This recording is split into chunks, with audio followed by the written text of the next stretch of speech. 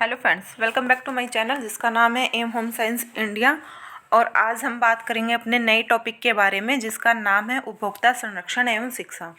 ये जो टॉपिक है आपका, ये जीआईसी से रिलेटेड बहुत ज़्यादा इम्पोर्टेंट है, क्योंकि इसका जो क्वेश्चंस बनते हैं जीआईसी में प्रीवियस ईयर में 2 से 3 क्वेश्चन आपको देखने को मिल जाएंगे। या तो आपसे पूछ लेंगे कि ऐसा कौन सा मार्क है जिससे हम उपभोक्ता उस मार्ग को पहचान कर वस्तुओं का उपभोग कर सकते हैं और नकली चीज़ों से हम बच सकते हैं। या आपसे दूसरा पूछ लिया जाएगा कि किन किन सावधानियों का हम प्रयोग करके अपने आप को सेफ कर सकते हैं और चालाक जो दुकानदार होते हैं या जो उत्पादनकर्ता होते हैं उनसे हम बच सकते हैं। तो आइए आज से स्टार्ट करते हैं अपना उपभोक्ता संरक्षण का टॉपिक, जो आपके जीआईसी के लिए बहुत ज़्यादा इम्पोर्टेंट है। इसमें आपको डेफिनेशन देखने को मिल रही है। आप एक साधारण बोलचाल की भाषा में भी कह सकते हैं कि उपभोक्ता क्या होता है, उपभोक्ता का जो अर्थ है वो क्या है। उपभोक्ता का सामान्य अर्थ यही है कि आप अपनी आवश्यक वस्तुओं की जब खरीदारी करते हैं और उसका कोई भी कीमत देकर जो वस्तु का जो मूल्य होता है उसकी एक निश्चित कीमत निर्धारित की हुई होती है सरकार के द्वारा, और उसका मूल्य देकर उसका जब आप उपभोग करते हैं यानी कि उस वस्तु का जो उपयोग आप करते हैं तब आप एक उपभोक्ता के रूप में दिखाई देते हैं। आप एक डेफिनेशन के द्वारा भी देख सकते हैं। इसमें आपको बताया गया है, अपनी आवश्यकताओं की पूर्ति हेतु किसी वस्तु या सेवा का मूल्य चुकाकर उसका उपभोग करने वाला व्यक्ति उपभोक्ता कहलाता है। जैसा कि हमने अभी आपको बताया कि अपनी आवश्यकताओं की पूर्ति के लिए जब हम किसी वस्तु या सेवा के द्वारा मूल्य चुकाकर या तो आप किसी व्यक्ति की सेवा करेंगे और फिर वो आपको वह वस्तु प्रदान करेगा और उसका आप फिर उपभोग करेंगे, तब आप उपभोक्ता बन सकते हैं। या फिर आप सीधे तौर पर कह सकते हैं कि पैसे देकर आप जब कोई वस्तु खरीदते हैं तभी आप एक उपभोक्ता के रूप में सामने आते हैं। नेक्स्ट आगे चलते हैं। अपने सुलभ जीवन के लिए हमें प्रतिदिन विभिन्न वस्तुओं का आवश्यकता पड़ती है। ये एक सामान्य सी बात है कि जब आप घर में रहते हैं तो किसी ना किसी वस्तु की आपको ज़रूरत पड़ती है, और पूरा जीवन चक्र इसी तरीके से चलता है कि आप जॉब पे जाते हैं, पैसे कमाते हैं, जॉब पे जाना भी आपका एक उपभोक्ता के रूप में ही कार्य करना होता है। तो ऐसी दिन प्रतिदिन की जो हमारी वस्तुएं होती है और जब हम उनको खरीदते हैं, जैसे दाल चावल सब्जी होती है, ठीक है, तो उसके रूप में आप एक उत्पादन कर्ता के रूप में भी कार्य कर सकते हैं और उपभोक्ता के रूप में भी कार्य कर सकते हैं, क्योंकि प्रत्येक व्यक्ति एक उपभोक्ता ही है। क्योंकि हर किसी के पास में सब कुछ नहीं है, उसे कभी कच्चे माल की आवश्यकता पड़ती है, कच्चे माल से ही फिर हम उसको एक उसका संपूर्ण रूप देकर उसे मार्केट में भेजते हैं वस्तु को, और उसके बाद दूसरा व्यक्ति उसका उपभोग करता है। जैसे आप किसान हैं तो किसान को भी किसी भी वस्तु का या इनके आप कह सकते हैं किसी फसल का बीज लेने के लिए मार्केट जाना पड़ता है, तो वो मार्केट जाकर भी वो एक उपभोक्ता के रूप में ही सामने आता है। उसके बाद जब वो अपने खेतों में कोई फसल तैयार करता है और बाजार में जाता है तो वो एक उत्पादनकर्ता के रूप में होता है, लेकिन सामने खरीदने वाला जो व्यक्ति होता है वो एक उपभोक्ता के रूप में होता है। लेकिन इन सब के बावजूद प्रत्येक व्यक्ति एक उपभोक्ता होने के बावजूद भी हर एक उत्पादनकर्ता उपभोक्ता को धोखाधड़ी देने के लिए तैयार रहता है, धोखा करने के लिए उनके साथ में तैयार रहता है, उनकी स्वास्थ्य के साथ में खिलवाड़ करने के लिए तैयार रहता है, या फिर आप बोल सकते हो कि उनकी जो जेब है यानी कि जो उनकी मनी है उनको भी वो ज़्यादा से ज़्यादा अपनी तरफ खींचने में उनको सहमत कर सकता है, उनको लुभा सकता है। यानी कि वो आप कह सकते हैं कि जैसे विज्ञापन है, फर्जी विज्ञापन छपवाकर या अपने ब्रांड को अच्छा साबित करके भी वो लोगों को धोखाधड़ी करके अपनी चीज़ों को बेच सकता है। तो इन सारी समस्याओं का निवारण करने के लिए हमारी सरकार ने कुछ कदम उठाए थे, और कदम उठाने के लिए एक सामान्य मापतोल की धारणाएं प्रस्तुत की थी और अधिनियम भी पास किए गए थे इसके लिए। तो उपभोक्ता की जो समस्याएं हैं वो बहुत सारी समस्याएं हैं जिसको हम बारी बारी से आप यहाँ पे हम डिस्कस करेंगे आपके साथ में। जैसे उपभोक्ता की एक सबसे बड़ी समस्या होती है कि दोषपूर्ण वजन और तौल, यानी कि जब आप मार्केट में जाते हैं तो या अगर आप तराजू से वस्तु को लेते हैं तो उसमें क्या करते हैं कि जो उसका वजन है, जो बाट है, वो नकली बाट होता है, उसका वजन कम होता है, देखने में वो बिल्कुल ऐसा लगेगा जैसे कि वो आपका मानक जो तौल के लिए हमारी गवर्नमेंट ने बजट बाट निकाले थे वो वही बाट है, लेकिन उनका जो वजन होता है वो कम होता है, हल्का होता है, या फिर नीचे से उनकी जगह क्या होती है, वो खाली होती है। दूसरा वो क्या करेंगे कि अपनी तराजू में नीचे चुंबक चिपका देते हैं, और नीचे चुंबक चिपकाने की वजह से क्या होगा कि वो वजन वाला पलड़ा आपका जो आप वस्तु खरीद रहे हैं वो अपने आप ही भारी हो जाता है, और आप कम वजन वाली वस्तु को घर ले आते हैं। यदि आपने 1 किलो सब्जी ली है, 1 किलो फल लिया है, तो उसमें से 200 ग्राम वो आपका कम होगा। क्यों? क्योंकि उसमें उसने चुंबक लगा दी थी, और चुंबक लगाने की वजह से उसने आपसे 1 किलो के पैसे लिए, लेकिन आपको जो वस्तु दी है वो 800 ग्राम ही दी है। या फिर वो क्या करते हैं कि अपनी तराजू में बाट बांध देते हैं, या उसको पलड़े को असंतुलित कर देते हैं। तो असंतुलित करने की अवस्था में भी क्या करते हैं कि इसको आप भी साधारण भाषा में बोल सकते हो कि डंडी मारना। कुछ जो गांव के लोग होते हैं उन्हें बहुत मतलब आसानी से समझ में आ जाएगा कि डंडी मारना क्या होता है।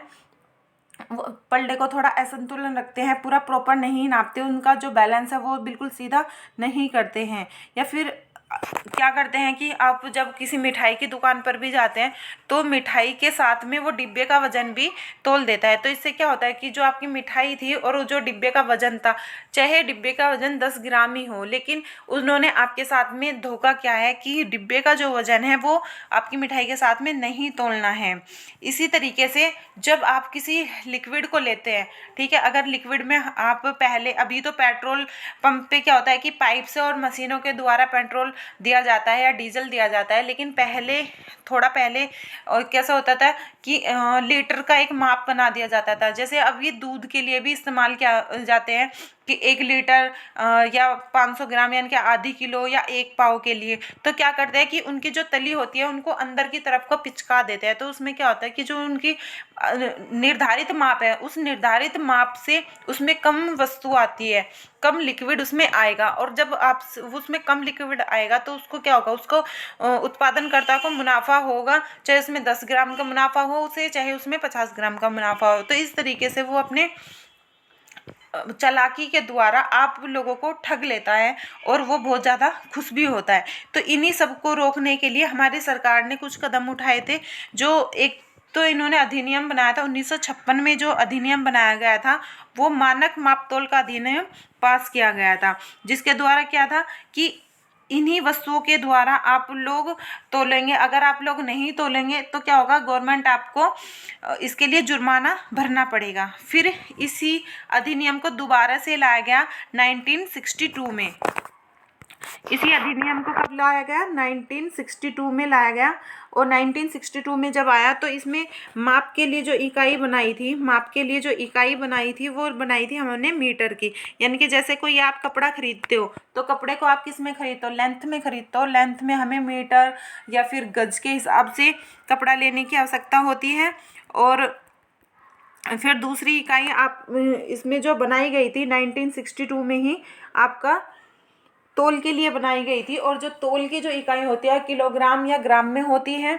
तो तोल के लिए जो इकाई सबसे छोटी इकाई थी वो ग्राम की थी, ठीक है। उस तोल के लिए इकाई सबसे छोटी कौन सी थी, ग्राम की थी। और इसी तरीके से द्रव के लिए बनाई गई थी, द्रव के लिए जो इकाई बनाई गई थी वो लीटर की बनाई गई थी, तो लीटर की बनाई गई थी, ठीक है। तो इसी तरीके से हमने देखा अभी कि कौन कौन सी हमने यहाँ पे मानक जो इकाइयाँ हैं उनका यूज किस तरीके से बताया है गवर्नमेंट ने। नेक्स्ट है आपका कि 1976 में फिर इस चीज़ को इस अधिनियम को पास किया गया, सख्ती से लागू किया गया, क्योंकि इसमें बताया गया था, जो हमारा 1972 था, इसमें बताया गया था यदि कोई व्यक्ति इस तरीके से पाया जाता है कि जो हमारी मानक तोल है और जो मानक दशमलव प्रणाली है, अगर इनका अवहेलना करता है या इनके बाद भी चोरी से या छुपके से किसी इन चीज़ों का यूज़ करता है, तो इसके लिए ये गैर कानूनी माना जाएगा। और गैर कानूनी मानने के साथ में इनके लिए आपको या तो आपकी दुकान बंद कर देंगे या फिर आपको हर्जाना भरना पड़ेगा। इसी तरीके से एक नया अधिनियम आया था, वो था आपका 1976 में। ये जो 1976 में आपका अधिनियम आया था वह था डिब्बाबंद वस्तुओं के लिए। जो डिब्बाबंद वस्तु होती थी तो उन पे जो आप मतलब जो उपभोक्ता था उनको देखना होता था कि उसमें कितना वजन उसमें निर्धारित किया गया है और उसका मूल्य कितना है, यानी कि डिब्बे के वजन के द्वारा ही आपको उस वस्तु की उपभोग करना था, उस वस्तु को खरीदना था। या फिर दूसरा आप कह सकते हो कि जो आपको डिब्बे के वजन के साथ में, यानी कि आपकी जो कोई भी वस्तु है उसमें से डिब्बे के वजन को लेस कर दिया, यानी कि घटा दिया जाएगा और उसके बाद उस वस्तु के दाम को ही आप देने के लिए बाध्य होंगे। यदि उत्पादनकर्ता ऐसा करता हुआ पकड़ा जाता है कि वो डिब्बे के साथ उस वस्तु का वजन भी ऐड करता है तो ऐसे में उसको गैर कानूनी माना जाता था। ठीक है, तो ये था आपका दोषपूर्ण वजन और तौल की माप। अब नेक्स्ट है हमारा नेक्स्ट है आपका मिलावट। तो मिलावट, जैसे कि नाम से ही आप जानते हैं कि मिलावट यानी कि किसी वस्तु में कुछ ऐसा मिला देना जो वो उसके लायक नहीं है। ठीक इसी तरीके से आप समझ सकते हैं कि जैसे कोई उत्पादन करता है तो उसमें क्या करता है कि उसके मिलती जुलती कोई भी चीज़ ऐसे मिला देगा। जैसे जो लाल मिर्च का पाउडर होता है उसमें ईंट का चूरा मिला दिया जाता है, जो सरसों का तेल होता है उसमें अरंडी का तेल मिला दिया जाता है, या फिर जो काली मिर्च होती है, काली मिर्च में पपीते के बीज मिला दिए जाते हैं, या फिर बहुत सारी ऐसी चीज़ें हैं जो मैं आपको काउंट करने लगूँ तो सेम ऐसी लगती है देखने में, जैसे सेम यही है और इसमें कोई फ़र्क नहीं है। लेकिन जब हम इनका टेस्ट करते हैं, इनका निरीक्षण करते हैं तो उसके द्वारा हमें पता चल जाता है कि कौन सी चीज़ इसमें असली थी और कौन सी चीज़ें इसमें नकली थी। तो इसी तरीके से हम बता सकते हैं कि जब कोई मिलता जुलता कोई तत्व इसमें डाल देते हैं या उसकी गुणवत्ता को हम निकाल लेते हैं। जैसे आजकल मार्केट में आ रहा है क्रीम, जो दूध है उसमें से क्रीम निकाल लेते हैं, लेकिन उस बचे हुए दूध को जो उसमें फैट नहीं होता वो मार्केट में सप्लाई किया जा रहा है। तो ये क्या है कि जो उसकी गुणवत्ता थी वो तो उसको निकाल लिया और उसके जो असली उसका गुण था यानी कि उस वस्तु में परिवर्तन करके उसके क्वालिटी में परिवर्तन करके वो मार्केट में बेचा जा रहा है। तो ये भी एक मिलावट का ही एग्जाम्पल है। या उसका जो आकार और संरचना है उसमें भी परिवर्तन लाना, वो क्या कहलाता है, आपकी मिलावट कहलाता है। ये कुछ मिलावट तो आपकी क्या होती है कि जानबूझकर करते हैं, है ना, जानबूझकर करते हैं कुछ लोग तो मिलावट, और कुछ जो है जाने अनजाने में, है ना, जाने अनजाने में हो जाती है, जाने अनजाने में मिलावट हो जाती है। तो ऐसी ही स्थिति से बचने के लिए हमारी सरकार ने बहुत सारे अधिनियम भी बनाए हुए हैं और ग्राहकों को भी सचेत किया गया है कि किस तरीके की वस्तु को आपको खरीदना है और किस तरीके की वस्तु को आप किस तरीके से पहचान कर सकते हैं। फिर भी कई बार ऐसा होता है कि बाज़ार में मतलब बहुत सारी क्वालिटी होती है, पता भी नहीं चलता, है ना। तो इस तरीके से आपको थोड़ा बचना चाहिए इन सब चीज़ों से खरीदने के लिए। और कभी कभी जो उत्पादन करता होता है वो क्या होता है कि जैसे त्योहार आने वाले हैं तो उसमें क्या करेंगे कि अभी मिठाई का जो सीज़न है वो ज़्यादा उछाल पे आएगा, या जो होली के रंग है वो ज़्यादा महंगे हो आ जाएंगे। तो अभी तो होली का है, अगर इसी तरीके से कोई भी त्योहार आता है तो वो वस्तुओं को क्या कर लेता है, स्टॉक कर लेता है, या फिर सीजन ऑफ पे कुछ वस्तुओं का स्टॉक कर लेता है, जैसे गेहूं का स्टॉक कर लेता है, प्याज का स्टॉक कर लेता है, आलू का स्टॉक कर लेता है। और फिर क्या करता है कि जब वस्तु हमारी महंगी हो जाती है तो तब वो उस चीज़ को निकालता है। तो ये भी एक हानिकारक प्रभाव हमारे उपभोक्ता पर पड़ता है। नेक्स्ट है आपका कीमतों में स्थिरता।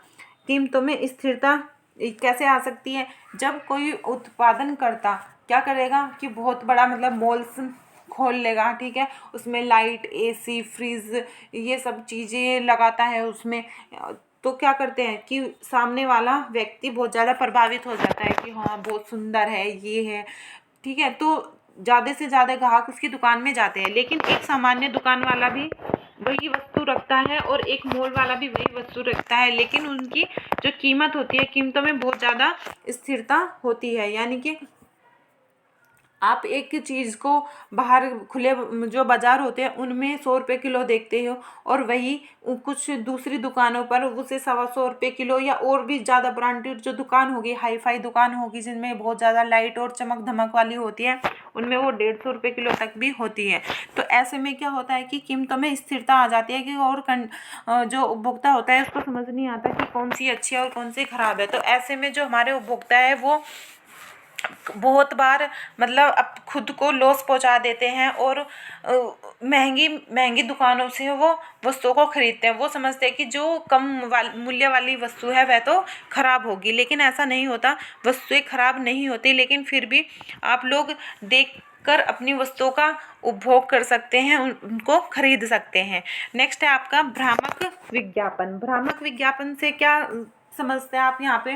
भ्रामक विज्ञापन होता है कि लोग अपने वस्तुओं का जो विज्ञापन देते हैं उसमें क्या विज्ञापन देंगे, गारंटी से करे 10 दिन में गोरा, है ना, इस तरीके के विज्ञापन होते हैं।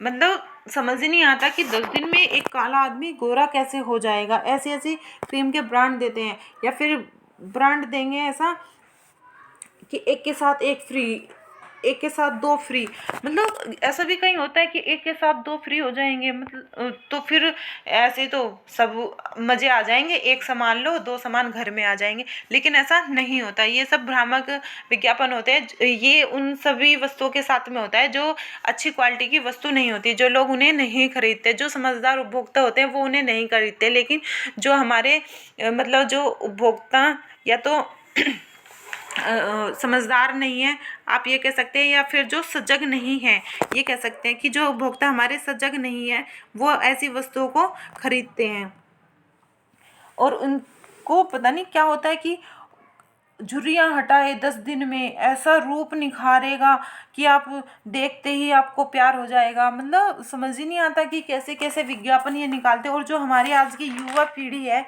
वो युवा पीढ़ी इन विज्ञापन से बहुत ज़्यादा आकर्षित हो रही है। ऐसे ही हमारे बच्चे हैं कि जो बच्चे होते हैं ना वो मतलब टीवी में इस तरीके से ऐड देंगे कि हाँ इसे खाओगे तो बहुत बड़े हो जाओगे। समझ ही नहीं आता कि कोई एक वस्तु को खा के कैसे बड़ा हो सकता है टाइम से पहले। 1 साल का बच्चा 1 साल जितना रहेगा, 4 साल का बच्चा 4 साल के जितना रहेगा। नेक्स्ट है आपका नकली वस्तु। आजकल जो मार्केट है हमारी मार्केट में मतलब टेक्नोलॉजी ने इतनी तरक्की कर ली है कि समझ ही नहीं आता कि नकली कौन सी और असली कौन सी है। असली वस्तु तो नकली लगने लगती है और जो नकली है वो असली लगती है। बिल्कुल मतलब सेम टू सेम डिट्टो एकदम ऐसा रहेगा, लेकिन फिर भी भाई देखो जो ब्रांडेड कंपनी होती हैं जो ब्रांडेड कंपनी होती हैं उनकी बात ही अलग होती है। उनमें सारी चीज़ें होती हैं। उन्होंने कहाँ से अपनी कंपनी को लिया है, कहाँ से उन्होंने मतलब उनके पास में सारा पक्का बिल होता है, उन्होंने क्या क्या चीज़ें इस्तेमाल की हैं और कब तक ये चलने वाली चीज़ें हैं, उसमें सारी चीज़ें होती हैं।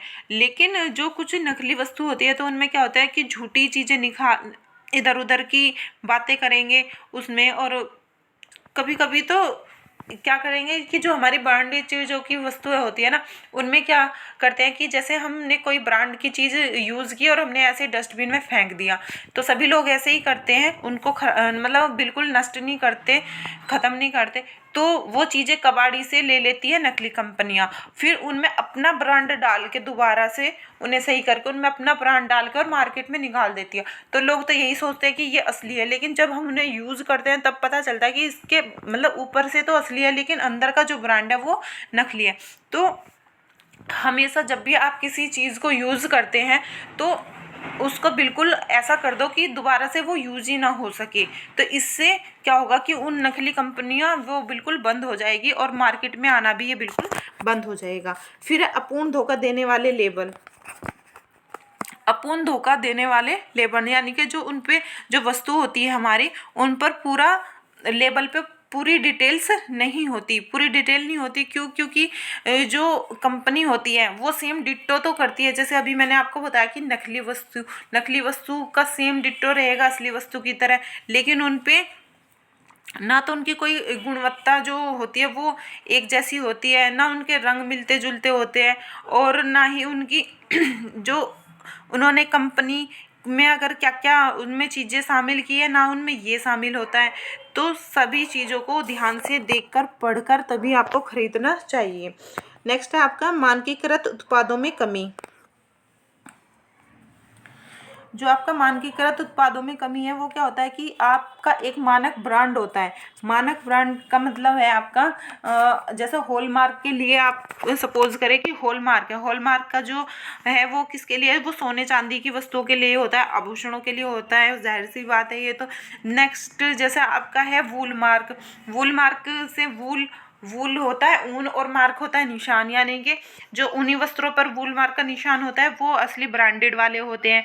ऐसे ही आपका इको मार्क है, ऐसे ही आपका एग मार्क है। एग मार्क किस पे होता है, एग मार्क हमारी खाने की वस्तुओं पर होता है। और जो इको मार्क है वो ISI की सारी नियमों का पालन करता है और उसके साथ में वो ISI उनको दोबारा से मतलब उनकी जांच पड़ताल करके ही उनकी वस्तुओं को आगे भेजता है। तो इसी तरीके से जो भी आप वस्तु लो, आप कोशिश करो कि ब्रांडेड वस्तु को ही आपका खरीदे, ताकि जो उसकी गुणवत्ता है, जो उसकी शुद्धता की गारंटी आपको मिल सके। कोई भी ऐसी वस्तु मत लो जिसकी ना तो कोई ब्रांड है और ना ही उसकी कोई पहचान है मार्केट में। नेक्स्ट है आपका झूठी और अधूरी जानकारी। यानी कि झूठी और अधूरी जानकारी से आप समझते हो कि जो ब्रांड है उस पर क्या है, ना तो आपको कोई एक्सपायरी डेट होगी, ना उस पर कोई मैन्युफैक्चरिंग डेट होगी, ना ही उस पर ये होगा कि वो कब बनाया गया है, या उस जो भी वो प्रोडक्ट है उसमें उसने क्या क्या चीज़ें उसमें मिलाई गई है। यानी कि कोई अगर खाने की चीज़ें हैं तो उसमें कार्बोहाइड्रेट कितना है, या मिनरल्स कितना है, या प्रोटीन कितनी मात्रा में उससे आपको मिलेगा।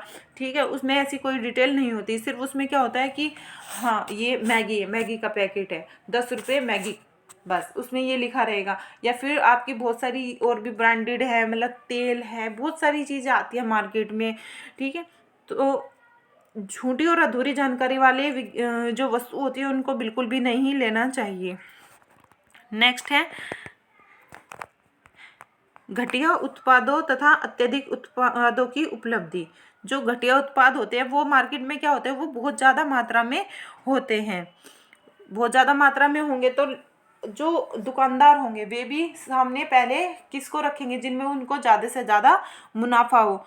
तो ज़्यादा से ज़्यादा मुनाफा करने के लिए वो अपने जो उपभोक्ता होता है उनको ऐसे ऐसे लालच देता है, नहीं सर ये ले जाइए बहुत अच्छा है, ये कमाल कर देगा, और ये मैं भी यूज़ करता हूँ इसको। तो और मतलब ऐसी ऐसी बातें वो आपको बताता है ना कि उसको घटिया जो उत्पादक होते हैं उसमें ज़्यादा प्रॉफिट होता है। ठीक है, और जो ब्रांडेड होते हैं उसमें कम प्रॉफिट होता है। तो उस ज़्यादा प्रॉफिट लेने के लिए वो अपनी दुकानों में ज़्यादा से ज़्यादा घटिया चीज़ों को रखता है और उसी की ब्रांड करता है। तो इसके लिए आपको क्या करना है कि आप अपने जो आपकी विश्वास की और जो पहचान की दुकान होती है सिर्फ उन्हीं से आप सामान ले, ताकि आपको अच्छा सामान अच्छी क्वालिटी का आपको मिलता रहे। नेक्स्ट है आपका उपभोक्ता को बिल रसीद या गारंटी कार्ड प्राप्त न होने की समस्या। कई दुकान वाले क्या करते हैं, कई क्या अधिकतर दुकान वाले ही यही करते हैं कि जो उपभोक्ता होता है उनको सामान दे देगा, सब कुछ करेगा, लेकिन ना तो उनको कोई बिल देगा, ना कोई उनको गारंटी का कार्ड देता है। लेकिन ऐसे में हमें सचेत होना चाहिए कि उनसे मांगे कि हमें बिल दो, क्यों वो बिल नहीं देगा, क्यों, क्योंकि उसकी जो दुकान है वो रजिस्टर्ड नहीं हुई होती, या उसको जो आपका GST का टैक्स होता है उससे बचना होता है। तो इसीलिए आप उस दुकानदार को मतलब इतना बोलो कि वो आपको बिल दे, या फिर कोई रसीद दे, या फिर कोई गारंटी कार्ड दे, जिससे कोई भी समस्या होने पर आप उसका सल्यूशन कर सके। नेक्स्ट है आपका विक्रय वस्तु का संचय करना। यानी कि जो वस्तु बाजार में बिक रही है, जिसकी डिमांड हो रही है, या फिर जिस वस्तु के दाम बढ़ने वाले हैं, बढ़ चुके हैं, तो वो दुकान वाले क्या करते हैं, उस वस्तु का स्टॉक कर लेते हैं। और स्टॉक करने के साथ क्या होता है कि वो अब जल्दी से मिलती नहीं है मार्केट में, और जब मिलती नहीं है तो उसके जो बाजार के भाव है वो अचानक से और भी ज़्यादा बढ़ जाएंगे। और उस पर क्या करते हैं दुकान वाले, फिर ऊंची दामों पर उस वस्तु को बेच देते हैं, और बेचने से क्या करते हैं, अधिक से अधिक मुनाफा कमाते हैं। नेक्स्ट है आपका विक्रेता द्वारा असत्य जानकारियाँ। नेक्स्ट है आपका विक्रेता द्वारा असत्य जानकारियाँ। जो विक्रेता होता है, जो दुकानदार होता है, वो अपने बेचने का तरीका उनका बहुत ज़्यादा इफ़ेक्टिव होता है। वो ऐसे ऐसे तरीके आपको बताते हैं कि उपहार सेल लगी है और होली सेल लगी है, दिवाली सेल लगी रही है, भारी छूट है, और अब मतलब सीजन ऑफ छूट चल गई। ऐसी ऐसी वो मतलब अनाउंसमेंट ऐसे ऐसे करता है ना बाज़ारों में, ले जाओ एक के साथ एक फ्री, एक के साथ 4 फ्री। समझ नहीं आता कि आज ही आ जाए, ये तो आज ही ले लो, फिर तो मिलने वाले नहीं है। और जब आप घर आ जाते हो तो आपको पता चलता है, अरे ये क्या कर लिया हमने, अरे ये तो टूटा हुआ है, अरे ये फूटा हुआ है, अरे ये कपड़ा फटा हुआ है, या ये तो हमारे यूज़ का नहीं था, हमने ये फिर भी ले लिया, और ये तो हमने महंगा ले लिया। क्यों? कोई क्या आपको लगता है कि कोई भी दुकान वाला आपको 100 रुपये की चीज़ 90 रुपये में भी देगा और उसके साथ में एक और दे देगा? यानी उसको तो डबल लॉस हो गया ना। एक तो 100 रुपये की चीज़ आपको 90 रुपये में दी और एक और दे दी, यानी कि 200 रुपये की चीज़ आपको 90 रुपये में दे दी और उसने अपना 110 का नुकसान कर लिया। वो कुछ नहीं करता, वो सिर्फ आपको पागल बनाता है, क्योंकि वो चीज़ उसकी कम पैसों की होती है। 10 रुपये की चीज़ आपको दुकान वाला 100 रुपये में दे देगा, लेकिन 100 रुपये की चीज़ आपको 90 रुपये में नहीं देगा। तो इसलिए सावधान होकर वस्तुओं का उपभोग करना चाहिए। विक्रय के पश्चात सेवा की संतोषजनक सुविधा।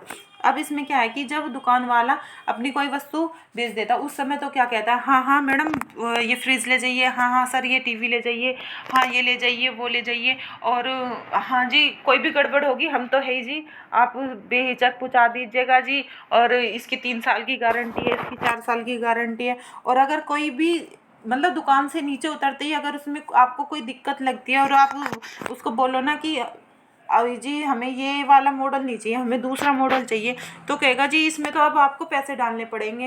आप कहोगे कि क्यों, सेम यही है, कलर ही तो अलग है, तो कहेगा नहीं जी ऐसा हो ही नहीं सकता जी, ये तो इस कलर का है तो इसमें इतने ब्रांड पैसे बढ़ाने पड़ेंगे आपको, ये ऐसे का है तो इसमें ऐसे पैसे बढ़ाने पड़ेंगे। तो या तो आप बिल्कुल पक्का बिल ले उससे, या फिर उससे बचने की कोशिश करें। जो लोग आपको बहुत अच्छे अच्छे ऑफर अलग से देने की कोशिश करता है। नेक्स्ट है आपका उपभोक्ता में एकता के अभाव की समस्या। किसी भी जगह आप चले जाइए, हमें ये समस्या सबसे ज़्यादा बड़ी समस्या है कि जो हमारा उपभोग करता है या जो हम उपभोक्ता है उसमें एकता का अभाव हमेशा देखने को मिलता है। यदि एक दुकान पर इस तरीके का हो रहा है कि कोई वस्तु को ना बदल रहा हो, कोई सी वस्तु में कोई फटे एक्सचेंज ना कर रहा हो, तो जो दूसरे जो उपभोगकर्ता होते हैं, जो उपभोक्ता होते हैं, वो एक दूसरे के मुंह को देखते रहते हैं, कभी भी उसके फेवर की बात नहीं करते कि हाँ आपको करना चाहिए, चेंज करना चाहिए इसके लिए, या फिर नहीं करना चाहिए। मतलब उसके बारे में कुछ नहीं बोलेंगे और ऐसा अवॉइड कर देंगे जैसे इन्हें कुछ पता ही नहीं है या हम इन्हें जानते ही नहीं है, ये तो इनका मैटर है, छोड़ो घर चलते हैं, हमने तो ले लिया अपना सामान। लेकिन ये नहीं पता उन्हें कि ये सब उनके साथ में दोबारा से खुद ही होने वाला है। जब वो नेक्स्ट बार उस दुकान पर आएंगे उस सामान को लेकर, उनको भी इसी तरीके से दुकान वाला करेगा कि नहीं चेंज करना तो नहीं करना, और पैसे देने पड़ेंगे तो और देने पड़ेंगे। तो ये सारी थी आपकी उपभोक्ता की समस्या और उपभोक्ता का अर्थ। और नेक्स्ट टॉपिक आएगा आपका उपभोक्ता शिक्षा। तो आप बताइएगा आपको आज का ये टॉपिक कैसा लगा, और जुड़े रहिएगा। अगर आपको मेरी वीडियो अच्छी लगी है तो प्लीज़ कमेंट करिए, शेयर करिए और लाइक करिएगा। टेलीग्राम चैनल से जुड़ने के लिए आप ज्वाइन कर सकते हैं होम साइंस विद सोनिया। उस पर होम साइंस से रिलेटेड क्वेश्चंस क्विज़ भी कराई जाती है और कोई भी नई वैकेंसी आती है तो उस पर अपलोड कर दी जाती है। Thank you. जय हिंद, जय भारत।